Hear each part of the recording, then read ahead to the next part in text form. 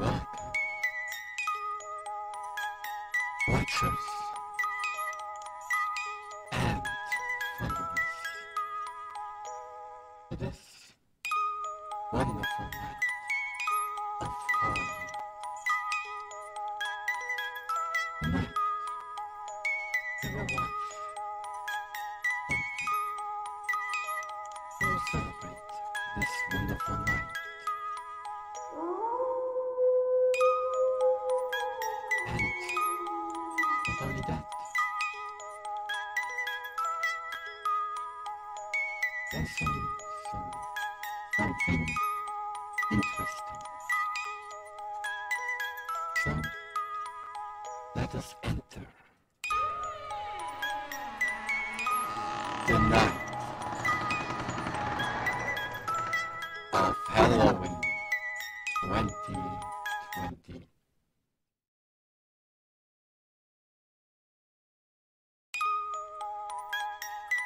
With your host, Ronnie.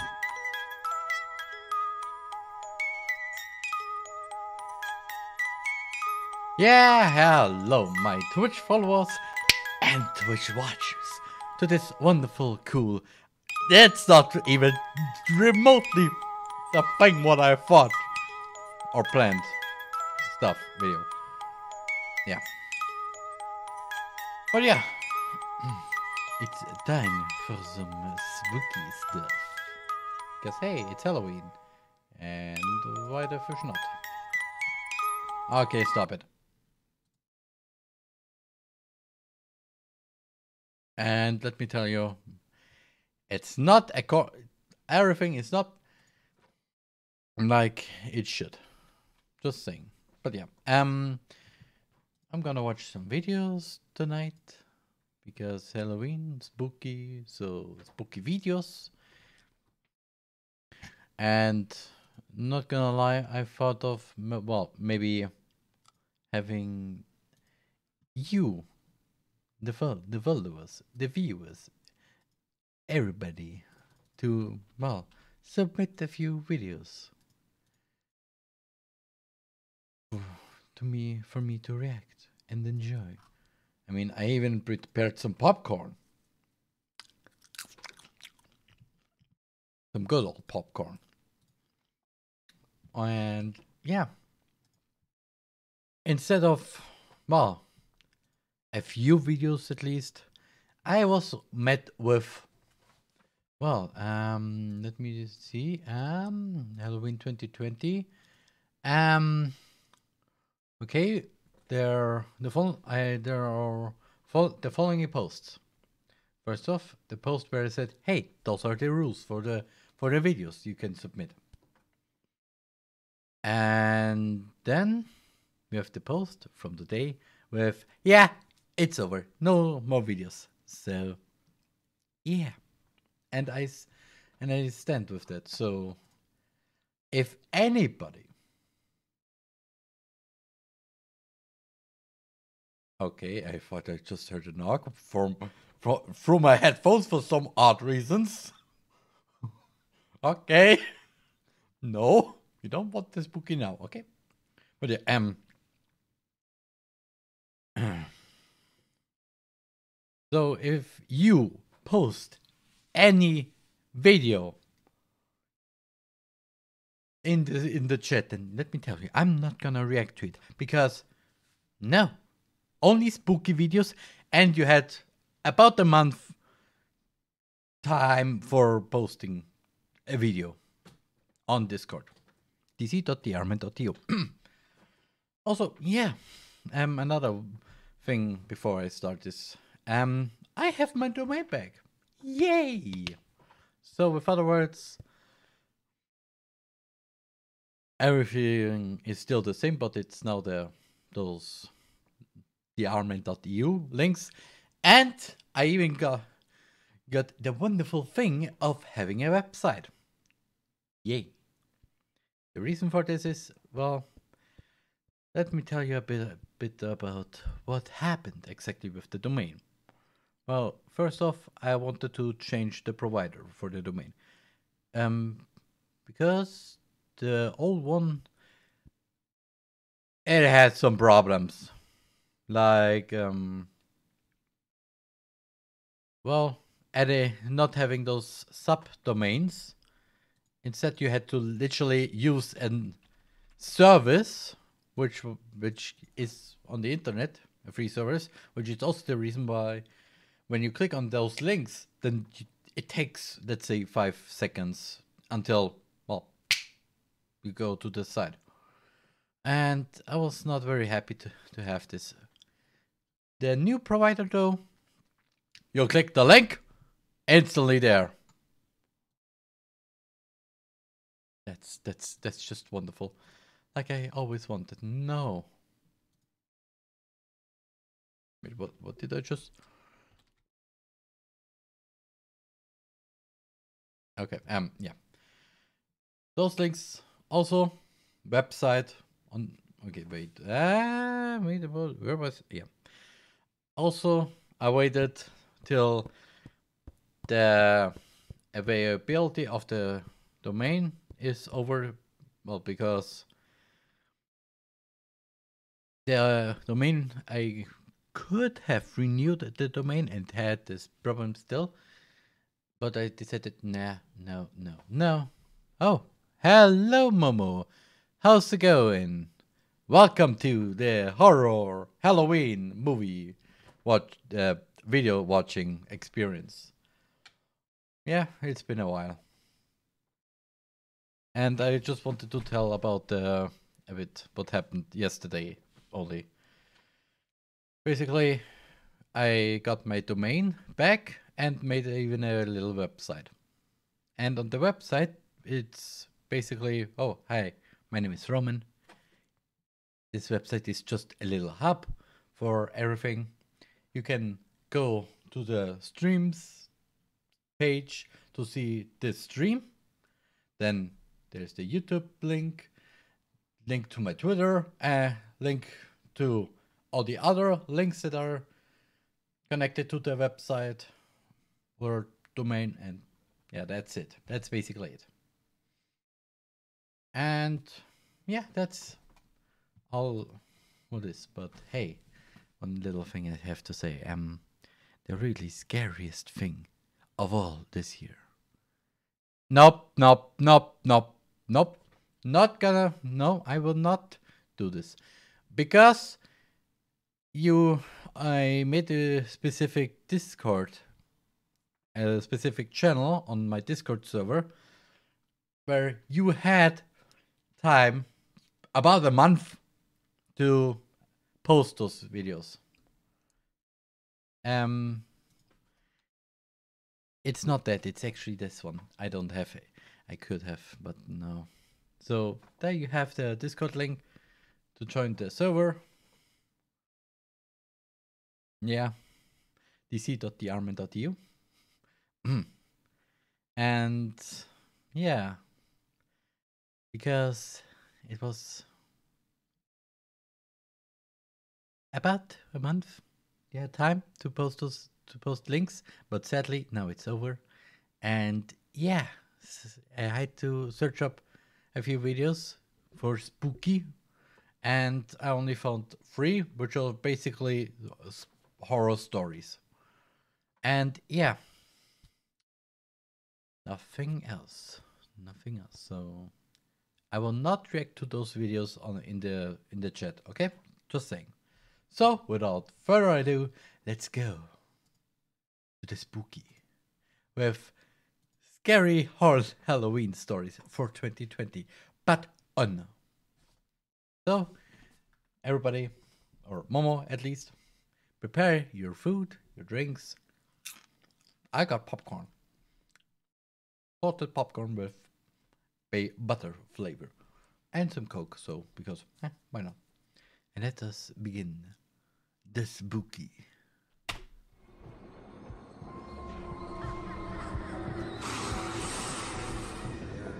Also, I will not talk that much, okay? Just saying.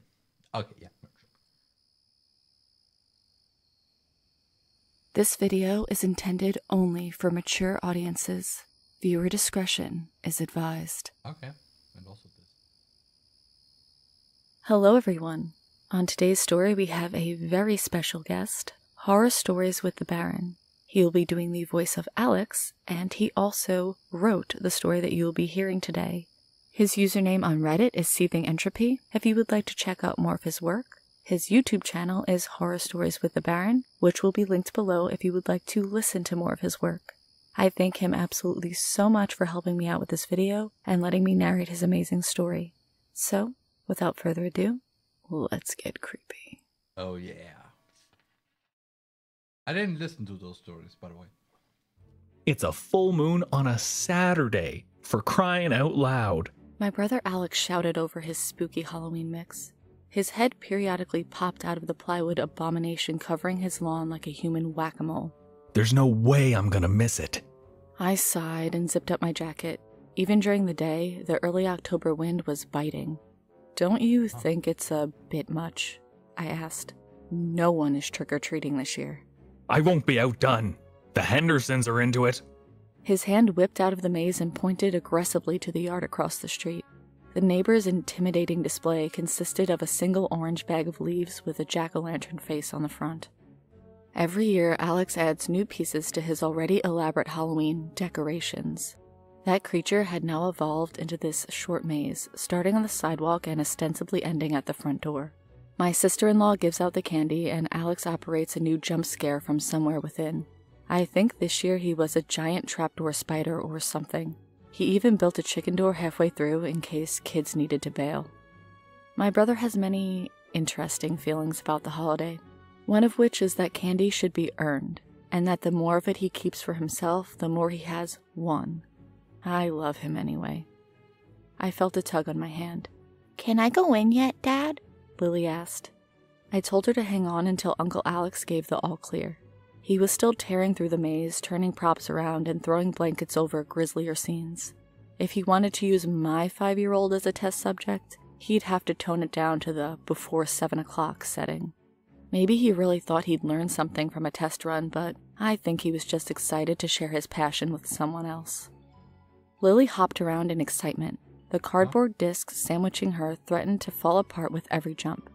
We had sat down one night and Googled costume ideas, but her mind was made up from the get-go. She insisted on being a button. Whatever, it was super easy, and her costume was already done a month ahead of the date. Celebratory sounds grew louder as my brother emerged from the entrance. Okay, kiddo, are you ready? Alex asked in a loopy ghost voice. Lily nodded and bolted forward. Whoa, whoa, whoa. Alex called. It's dangerous to go alone. He grinned at me as he untied a line of string. Out of the verge, a dummy Alex had intended to be a clown was propped up in a lawn chair. I'm sorry, I just wanted to say, it's dangerous to go alone. Take this. Yeah. He made it from his clothes, stuffed with more clothes, and then threw a clown wig on it. I assumed he'd refine it before the big day. Right then, it was just a lump of laundry sporting a polka dot shirt and a wig. A single foil balloon was tied to the arm of the chair. Alex handed it to Lily, giving her this whole speech about how the balloon would keep her safe and how important it was to hang on to it. I liked this new touch. I think a lot of parents would get anxious sending their kids into a stranger's property where they can't see them. The balloons keep track of where everyone is and help to massage those fears. Though I wondered if he considered who's supposed to give the balloons out. Alex told Lily to count to 30 and made for his hiding spot. I helped her count all the way to 30, and then she took off into the maze. I watched her balloon bob around. It would speed up abruptly or slow around corners. I heard a growl from a low-quality speaker ring out above the ambient Halloween music, followed by a little yelp from Lily. The balloon retreated and stopped. I could picture her gathering her courage. Sure enough, the balloon started making progress again. I stood on the sidewalk smiling to myself and shuffled my feet to stay warm. I was shocked to attention when I suddenly sensed movement nearby. I took a step back as 3 figures shambled past me without a word. I had been idly glancing around in boredom that entire time and hadn't seen them approach. The only car parked on the street was mine. I caught their profiles as they went. The person in the lead took great loping steps, throwing the weight of their bulky costume ahead of them. The torso was conversely thin with saggy skin. Thin hairs popped out of the top of their pale head. The middle one almost seemed to glide forward. Theirs was the least intricate costume, as they simply looked like someone hunched over in a burlap sack. I thought they must be on wheels, somehow. Trailing the trio was someone who looked to be attending a masquerade. I caught a flash of black contacts in the peripheral of their mask. They paid me absolutely no mind, like I wasn't even there. Must be friends of Alex's, I settled on. If anyone knew people who get that into Halloween so early, it was my brother. I was going to make a joke about needing more balloons, but they had already rounded the first corner of the maze. Lily's balloon was more than halfway through when I heard that growl again, tripped by the strangers. They must have been moving really fast, not exactly allowing time to stop and smell the corpses. Lily's balloon hit a straightaway near the end when I heard a startled squeak from her. The cry cut off abruptly, and the balloon wavered like a fishing bobber. It went end to end of that long corridor as if Lily was sprinting back and forth. It came to a halt and then just floated away. Lily had let go. I watched the balloon drift into the sky, feeling a cold sweat break out on my skin. The tense music from that stupid Halloween CD lent an air of ridiculousness to how I was feeling. Basically, Halloween music. Lily? I called this is- out, trying to keep the concern from my voice. No response from anyone. Lily? I yelled into the first 5 feet of the maze. I heard wood scraping on wood off to my right. I ran to the edge of the maze and saw those 3 adult trick-or-treaters exiting through the chicken door. I expected them to say something, either to me or to each other, but they quietly made for the sidewalk. Hey! I shouted. The tall, pale one with the weird body stopped and turned to look at me. Their tiny yellow eyes narrowed even further in confusion. Yeah, you! I continued. Who are you people? The tall one looked around, its too wide mouth drawn in a grimace. The other 2 stopped on the sidewalk and waited for their companion. My eyes couldn't even focus on the one in the rough cloak. The tall one's gaze finally fell on the clown dummy behind me. It replaced the thin hairs on its head with bright red tufts sprouting from its scalp. Multicolored splotches broke out all over their body. With a look of satisfaction, it backed away again. What the hell? I started. Noticing I was still upset with it, contentment gave way to rage as its massive mouth flashed into a snarl, baring countless grimy teeth. It roared and wobbled towards me. I fell back onto the grass and scrambled for the maze. Self-preservation screamed in tandem with concern for my daughter. I rammed into the flimsy plywood walls. I kept shouting Lily's name until everything was leveled. The world and I spun as I pored over the ruined decorations. It was impossible. Lily went in and I would have seen her come out. She had to be there. By the time I felt Alex shaking me back to my senses, the trio was gone. I collapsed when I found half of her button costume, the cardboard all mangled and torn, my mind reeling as to the origin of the tiny red flecks peppering the crumpled costume. Before the police put the curtains up, some neighbors came around to take pictures and try to congratulate Alex on outdoing himself with the crime scene. We're still being questioned on Lily's disappearance, and apparently I'm being treated with a great deal of suspicion. The investigators are at least humoring bringing those trick-or-treaters in for questioning. Alex maintains he has no idea who they were, and says that he never even saw them. The only theory I dare to hold is those 3 kidnapped Lily and concealed her as they escaped. And the transformation that thing went through, the way it seemed like a nocturnal predator caught in the light of day, that feeling I got that I shouldn't be able to look at them, I think it all comes back to our early Halloween activities. Halloween started for a reason, and I think we enjoyed the protection of our numbers provided. Similarly, I think they enjoyed the camouflage. I can only imagine the calamity when none of that happens this year. Oh, yeah. That was a good story. In 2nd grade, I decided I wanted to be a 2nd grade teacher. Not 1st grade, not 3rd, 2nd. At the time, wanting to teach that grade wasn't weird, but as the years went on, as I finished elementary school, then middle, then high, it really is pretty odd I always knew I'd teach 2nd grade. This odd, specific occupational requirement never left, even when I actually did get through college and become a teacher. So that's where I am today, a 28-year-old single woman and a 2nd grade teacher of 4 years now. Or I was. That's the problem. I was fired 2 months ago. Oh. The cute little school I worked at forever doesn't offer tenure, and I sincerely messed up. A mistake big enough to be fired immediately. The headmaster, that's what they call the principal at my charter school, told me himself he doesn't blame me, but with the angry parents' news coverage and investigations, it didn't really look good for the school to keep me. That's okay. I feel terrible for letting those kids see what they did. That's for later, though. It wouldn't make any sense yet. Let's just start with Halloween. Halloween was a big deal at the elementary school. Parties, decorations, a fall festival, you name it. Not a single wall of the school doesn't have some paper cutout of a witch or string of candy covering it. And for the 2 weeks leading up to Halloween, the teachers take turns selling apple cider after school to all the kids and parents picking them up. I was never honestly a very big Halloween person before teaching, but it really was fun. The school even gave each class a budget for Halloween parties. All I had to plan was 4 hours of party time. Fun, though admittedly not as easy as you'd think. Finding different activities to keep second graders busy without being too boring or too wild isn't simple. Yeah, I could have just put on a movie and let them play their own games the whole day, but I wanted to do something memorable, something fun. I came up with pumpkin carving.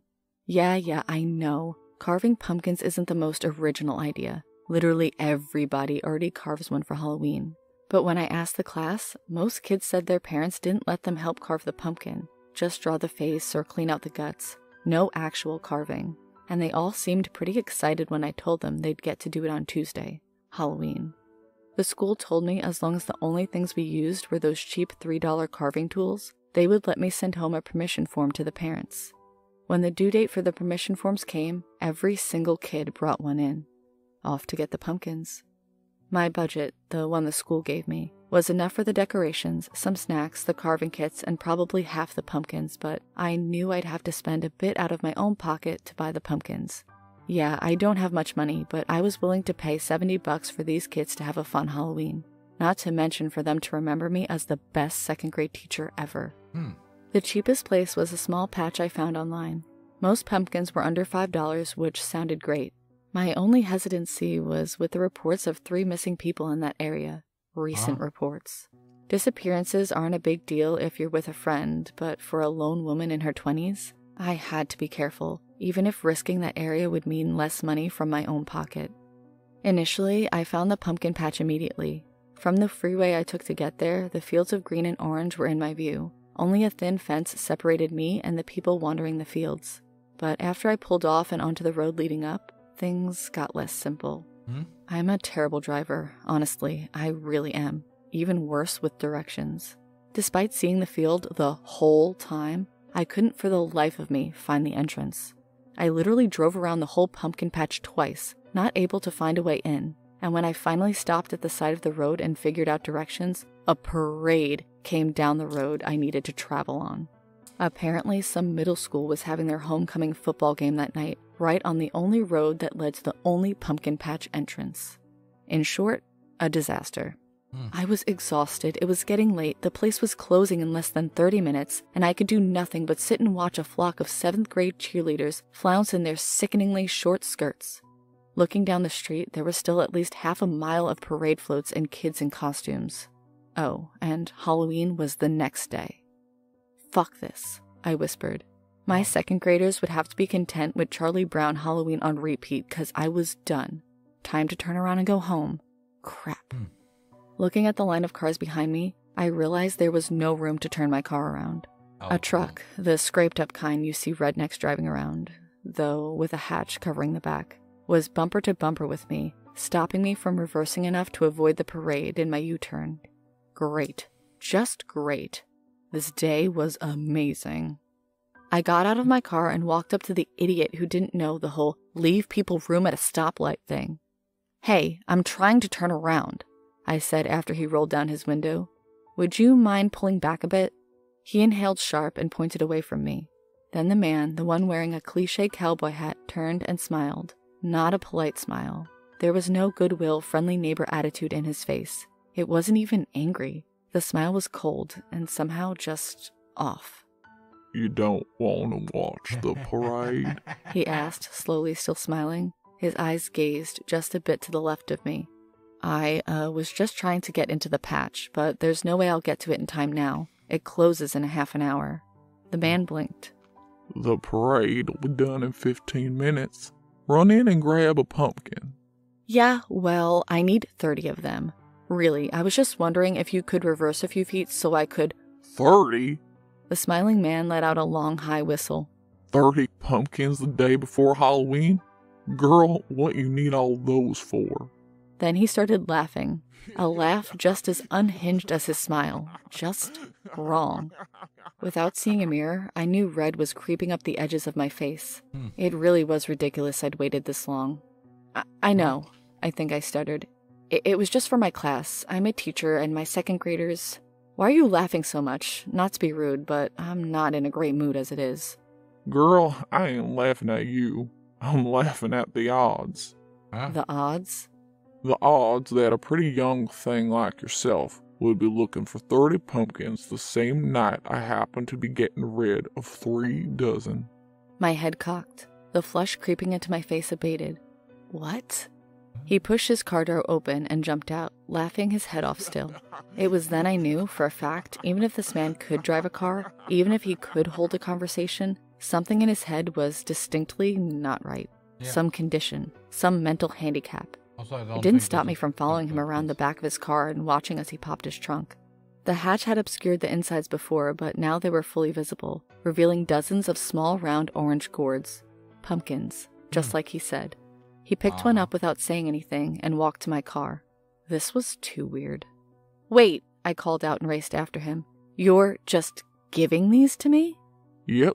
Now pop open your trunk. We only got a few minutes to load all these before the parade is over. For honestly, at least 10 seconds, I just stood, flustered, unsure how to react to this bizarre turn of events. Then, I started loading. Who cared if this man was odd, if it got my second graders a great Halloween party? If he was going to throw them away anyways. None of the things were big, each smaller than a soccer ball, but they were perfect for my kids. The only odd thing as I carried them was the tops. The pumpkins weighed about as heavy as they should without being cleaned out, but the top incision, the one around the stem that let you pull out the top like a lid, was done on all of them. Are the insides clean? I shouted as he loaded the final pumpkin into my noticeably sunken down van. In the distance, the final parade float was nearing. He shook his head. The guts are inside. Somehow I randomly had ended up with 36 perfect-sized pumpkins with the tops already cut out and no charge at all. Who in the chat wants to say, those are not pumpkin guts? Well, I am. This was amazing. Thank you so much, I told the man. He winked and his smile grew wider, eerily wide. No, thank you. By the way, why were you throwing them away? Though his eyes had never fully made contact, this time he really was looking at something behind me. The parade is over. We should get back in our cars. He was right. I slammed my like truck this. closed, got in my car and turned right. He turned left, and that was it. The end of my interaction with the strange off man. The next day, as my kids began pouring into my classroom, I could tell they were excited. The way they smiled at one another, wiggled in their seats, and slung their backpacks onto the floor was all more exuberant than normal. I couldn't blame them. I was the same. No. Everybody ready? I called out as I was met with a chaotic chorus of, "Yes!" We laid out black trash bags over the table and cut holes in the top and sides of them to get into handmade aprons. Each kid stood obediently in front of their pumpkin with a spoon in hand, ones I had told them to bring. They were ready to scoop out the innards. "Okay," I finally said.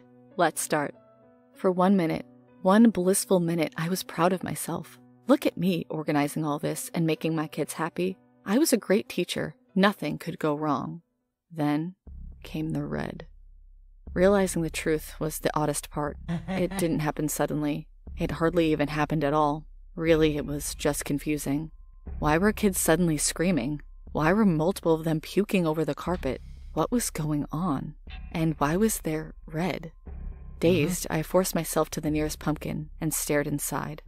No. Arigato. Inside the orange pumpkin, where a mass of string seeds and pumpkin guts should have been, was something very, very different. A heart. a human one, covered in intestines and blood.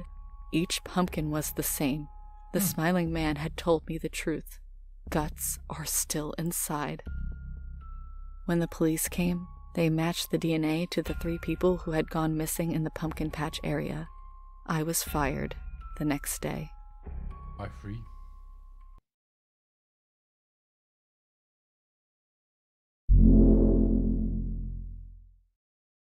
Well, those were part 1. We have a part 2, which came out, I think, yesterday or even today. I don't know.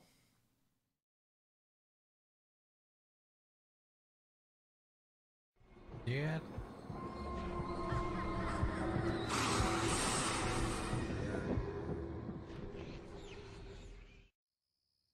Yeah, merch is not available. Yeah. This video is intended only for mature audiences. Viewer discretion is advised. So, yeah. Hello everyone, I am super excited to read today's story. It is written by Sapphire Line 15, that's their username on Reddit. I thank them so much for giving me permission to narrate their story.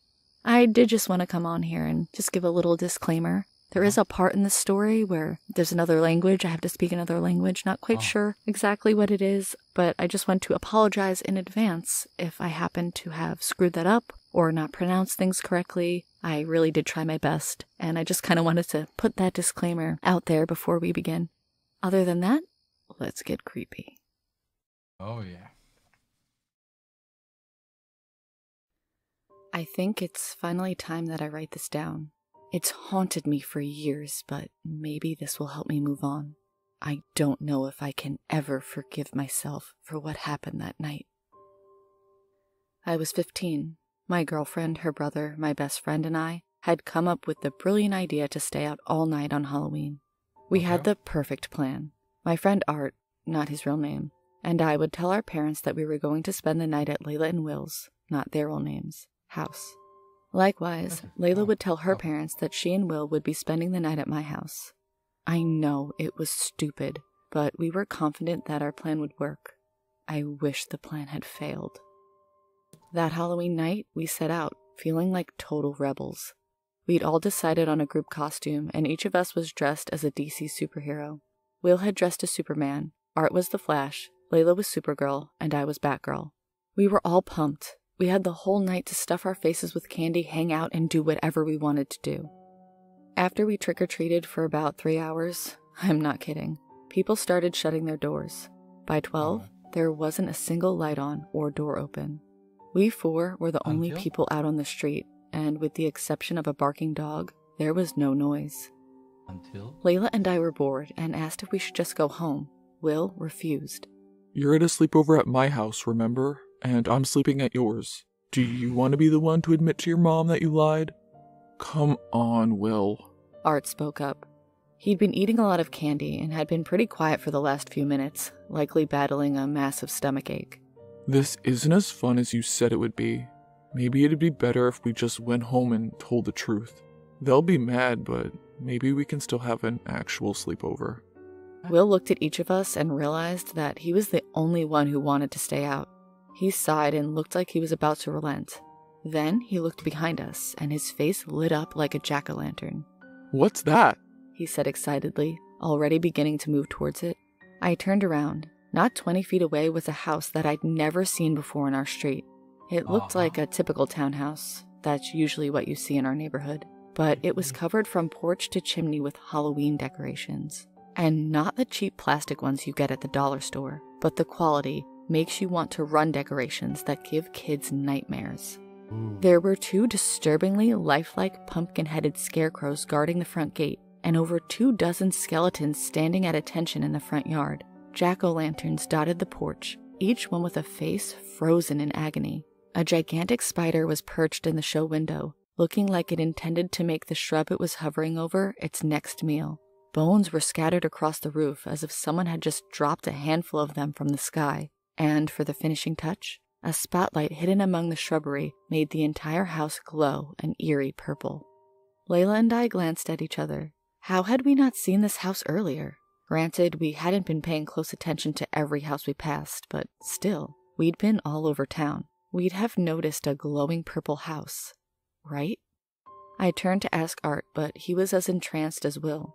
Before I could blink, he was running towards the house too. Once again, I glanced at Layla. She shrugged her shoulders as if asking what I expected from two Halloween-crazed boys. I grabbed her hand and we ran after them. Up close, the house was even more disturbing. The scarecrows eyed us as we walked through the front gate. I tried not to gag as I passed them. Someone had certainly taken liberties to make the yard believable. The things stank like rotting pumpkins. I gripped Layla's hand a little tighter as we passed the skeletons. They must be from one of those expensive artisan websites, I thought. They sure didn't look fake. We walked up the porch steps with Will shaking from excitement. Art's eyes were practically glowing. I remember wondering, half-jokingly, if they were in some kind of a trance. Will rang the doorbell. It was the sound of a church bell and resonated throughout the house. Trick or treat! We shouted dutifully, although Layla was practically crushing my hand. I was grateful for it. I needed to know that I wasn't the only one who found all of this unsettling. The door was practically thrown open. A gorgeous woman stood in the doorway. She had long legs, thick copper hair that stopped at her shoulders, black eyeliner, and blood-red lipstick. She was dressed in a revealing witch costume and grinned when she saw the four of us. Well, when she saw the boys. My, I didn't expect to be visited by two handsome heroes tonight. She gave a high-pitched giggle. Her voice reminded me of how ladies in old gangster movies talked. Art smiled and thanked her. Will was just staring at her. I took a step closer to Layla. That's when the lady noticed us. I think she knew immediately that we weren't as captivated as the boys were, not by her house or her beauty. Sure, she was gorgeous, but she was an adult and I was already with Layla. Her eyes glazed over us as she saw us, but her smile didn't waver. I noticed that she was holding a bowl of candy. She slowly extended it to me. Candy, Batgirl? I wrapped both of my arms around Layla and took a step backwards from the lady. I could tell she wanted something, and that it wasn't anything good. No thanks. We've eaten too much candy already. It wasn't even a lie. We'd eaten half our candy throughout the evening. The woman's smile wavered, and she blinked 3 times as if it was the last thing she'd expected. I noticed something strange about her eyes. They were kind of cloudy. She turned and offered candy to the boys. Will took a full handful while Art only took 2, obviously still suffering from a stomachache. I glanced again at the candy. The pieces weren't in wrappers, and it didn't look like any brand I'd ever seen. It sort of resembled malted milk balls, except bigger and lumpier. I don't know. When the boys had finished their candy, the woman looked at all 4 of us. You must be parched. Why don't you come in for some apple cider? She gestured to the front door, which stood gaping open like a mouth. Layla physically leaned away from the door. She wouldn't go in there for $1,000, let alone a glass of cider. I agreed with her. I forced a smile. No, thank you. We turned around and started to get down off the porch when I realized that Layla and I were alone. Will and Art were gone, and so was the woman. My heart rate tripled. They went in the house. My stomach hurt. Should we call the police? What would we say? That a pretty lady with a spooky yard had lured 2 boys into her house with apple cider? Even if that didn't sound crazy, we were 2 teenagers out past midnight on Halloween. Not exactly what the cops would consider trustworthy. Yeah. Plus, we couldn't prove that she wanted to hurt the boys. Still, we had to make sure that they were okay. We started walking around the house. On the left side, there weren't any windows. This made sense, though, it being a townhouse and all. The back of the house had a porch, but the windows and doors were all covered. The right side of the house yielded the same results as the left, leaving us only one option, the show window. We maneuvered around the skeletons in the yard and went as close as we dared up to the window.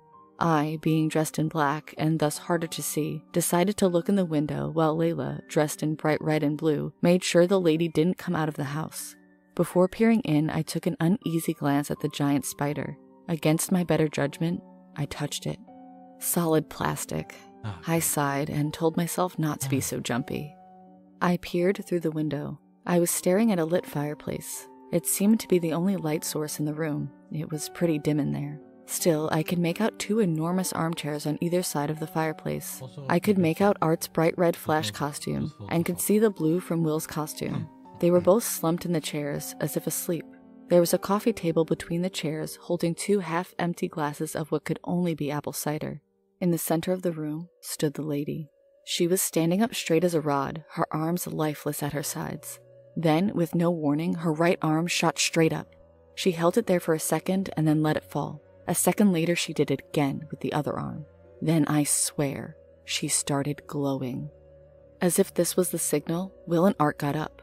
I could tell that their eyes were closed, but they came right over to her. She put her left index finger on Art's forehead and her right index finger on Will's forehead, and she began to chant.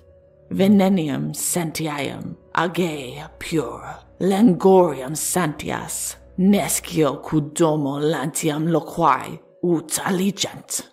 All 3 of them suddenly began to convulse. Art went down, followed by Will. They both started to kick wildly. Then their kicks became weaker, as if they were losing energy. Then they stopped. I must have made a noise. Layla told me later that tears were streaming down my face. I must have sobbed without knowing it, because the lady turned around. Her eyes were completely blue with no pupils to be seen. Her mouth was hanging open with saliva the color of her eyes dripping from her lips, and her face was starting to melt. I screamed. Layla screamed. I shoved myself away from the window and landed flat on my back. The wind was knocked out of me, but I was too scared to care. Layla yanked me to my feet and we just started running. We charged through the skeletons, which I now thoroughly believed were real. As we charged through the gate, I knocked over one of the scarecrows. Its head smashed to bits on the ground, revealing a human skull underneath. We ran, not knowing where we were going and not caring. We finally ended up in front of my house, and we both collapsed into each other's arms, sobbing. I told my mom everything. At first, she thought I was making up a story to get out of lying to her, but one look at our faces and she knew we were serious. She called the cops immediately. When they investigated the strange house, they made a shocking discovery. It belonged to a Mrs. Smith, not her real name, who was a woman in her 20s and fit our descriptions, but she'd been on vacation in Alabama with her mother for the last 2 days. They never found their bodies. Art and Will remain missing to this day. The police don't believe our account of some life-sucking witch. They believe that a child predator drugged them and ran off with them. I don't think Layla and I ever really got over it. We broke up in 12th grade when she and her family moved away for a fresh start. A few months later, I moved too. We text now and then, but we aren't as close as we used to be. Still, I'm glad I saved her number all of these years, because tonight I saw something that brought back that traumatic Halloween. A townhouse, bathed in purple light, with skeletons set up in the front yard. 2 of them guard the gate. One is dressed in a Superman costume. The other is dressed as the Flash.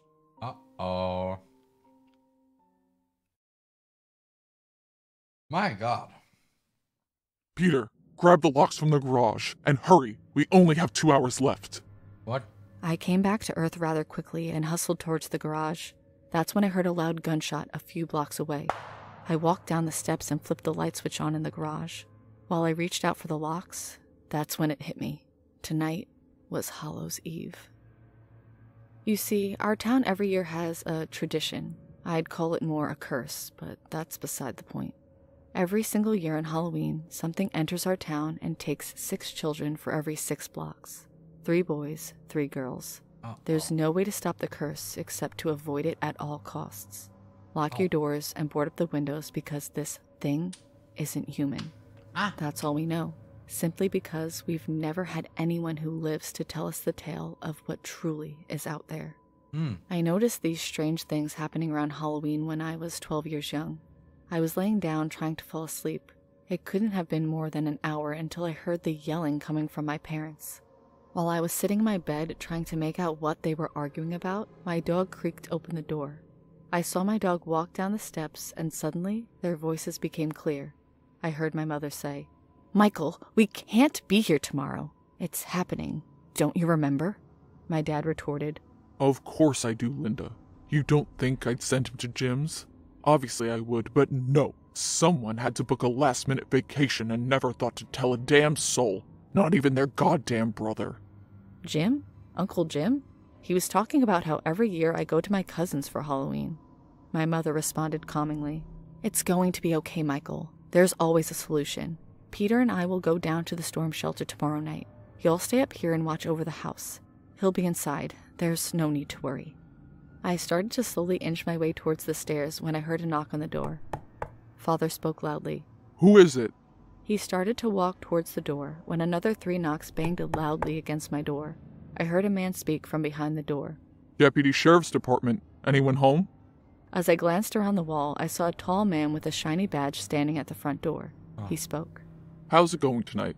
I'm just stopping by to make sure y'all will stay inside tomorrow night because you know how things go around here. We don't want you going anywhere, so feel free to call the station if you have any questions or require any assistance tomorrow night. Anywho, have a good night now. He shot a look over towards me before stepping off our front porch, which didn't much help, considering my nerves and anxiety were going through the roof currently. Dad closed the front door after wishing the officer a safe night.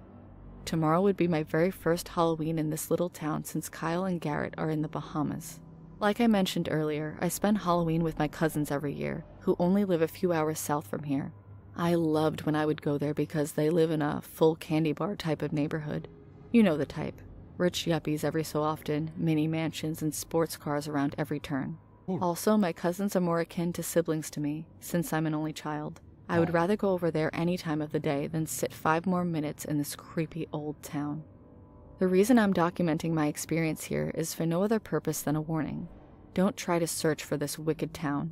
Your intentions may be good, but you'll walk out of this place with more suffering than you thought was human. I mean it too. You'll feel it as soon as you pass by that damn welcome sign. It sneaks up on you like a cobra in the forest. You'll feel it crawl up your body and sink into your chest. The best way I can describe it is if you've been running down a dark tunnel for miles, but you haven't moved an inch. Mark my words when I tell you this. For anyone out there that wants to visit this wicked town, don't. Okay. That very night, my dad took his keys off the kitchen counter and hurried out the front door to go somewhere urgently. I woke up to a bunch of commotion downstairs. It sounded like a hammer banging up against a wall. Yawning, I rubbed my eyes and stretched my arms up. I got up and went over to my parents' room to see my mother getting ready for the day. I looked at her and asked, "What's Dad doing downstairs?" She replied with, "Oh, honey, he's just doing some work on the house for tonight, that's all." She patted my shoulder, reassuring me. Halloween is tonight. What work needs to be completed for Halloween? Decorating? I walked downstairs to look beyond the wall, and I saw my dad boarding up the front door. I was certainly confused on what he was doing because what type of work for Halloween requires boards of wood shutting the front door off from the outside? I quickly acknowledged this and yelled over the banging, "Hey, Dad! Why are you locking us out?" Thinking to myself, I was confused. How would I be able to leave tonight to go trick-or-treating? After a moment, he replied with, Not out. In.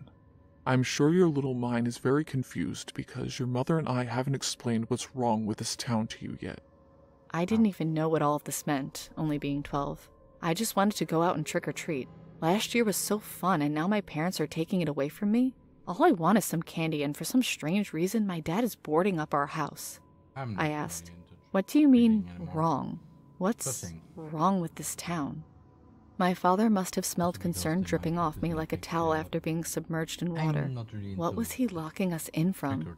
He paused for a moment. Let me explain. Every Halloween, something evil comes out in this town. It hides in the shadows within these streets and will wait to prey on 6 children for every 6 blocks until it reaches the end of our town. Last year they counted 18 missing.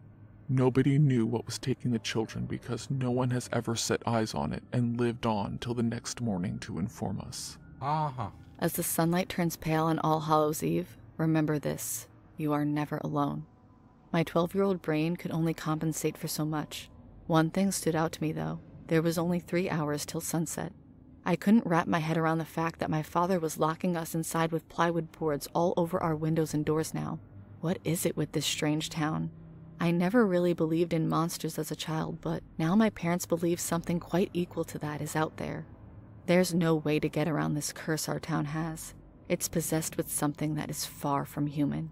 I wanted to see what Or you- everyone was so scared of. I wanted to see this monster. Oh no. It was almost 4 at this point, and my mother made Father and I our favorite meal, a pastrami sandwich. I was parched after devouring my lunch, and my mother's famous iced tea suited the purpose. I was merely 2 sips away from finishing my drink when my father yelled from the other room. Peter, grab the locks from the garage, and hurry, we only have 2 hours left. As the sun drifted away into darkness, the night crept upon the horizon, welcoming the evil in. My dad locked up the garage door and bolted 6 plywood boards upon the door into the house from the garage. He went to talk to my mother about something I'm not quite sure of. Then I heard my mother say, "Peter, honey, let's go downstairs now. Your father is going to stay up here for the night to make sure nothing happens to us. I'll cook us a meal for later while you get your things ready for the night." I walked up the stairs to see my dog laying on top. I told him to come into my room and close the door. Looking out the window, I saw the sun setting. There was a purple blue sky just over the sun's blissful orange corona. I stood there with my dog looking up at me a few minutes, just admiring the sunset. I wasn't worried about tonight, nor frightful. No, quite the opposite. I felt this overwhelming sense of curiosity of what was upon the horizon. It almost felt as if something was pulling me towards whatever it was. It started happening just moments after I saw that green burst of light you see just after the sun sets. This feeling inside of me gifted me with courageous amounts of inquisitiveness. Something was boiling up in my head to go outside, and I just had to. Something sparked in my head. The key. I knew where the spare key was for the side door. If I could get that, I would be able to leave the house. The only problem is, my father will notice if I leave. Uh-oh. I grabbed a sleeping bag and a few pillows downstairs. I dragged the sleeping bag all the way down to the basement while fighting with my dog Max, since he kept biting the back of the sleeping bag. I walked past the kitchen, getting a whiff of the amazing chicken pot pie my mother just cooked. I hadn't had much thought on how I would get out tonight, but I did know how to get the key. It was on top of the refrigerator, so I climbed on top of the countertop next to the fridge. Feeling around the top of the refrigerator, I grabbed a few dust bunnies and the key. It was now dark, and I heard my mother calling me. "Peter, it's time. I have your meal down here. We need to shelter in place." I heard my father walking down the stairs and shoved the key in my pocket. I was always a pretty good liar, so when he abruptly asked what I was doing, I said, "Getting some water for us." I reached out towards the kitchen sink to turn it on. He replied with, All right now, after that, get on down there with your mother. I smiled and took 2 glasses of water down to the basement where I met with my dog Max and mother. I handed her a glass of water and said, "I'm pretty hungry after smelling those remnants in the kitchen you left." She laughed and said, "I set up a table for us over there." She pointed towards the other side of the basement. I saw a candle with a dimly lit flame on top of an old wooden table. It was passed down by my great-grandmother. The table was an antique. I always remember my mother saying not to touch it because I would get my fingerprints on it. I was shocked she was letting me eat dinner on it. I gave her a hug and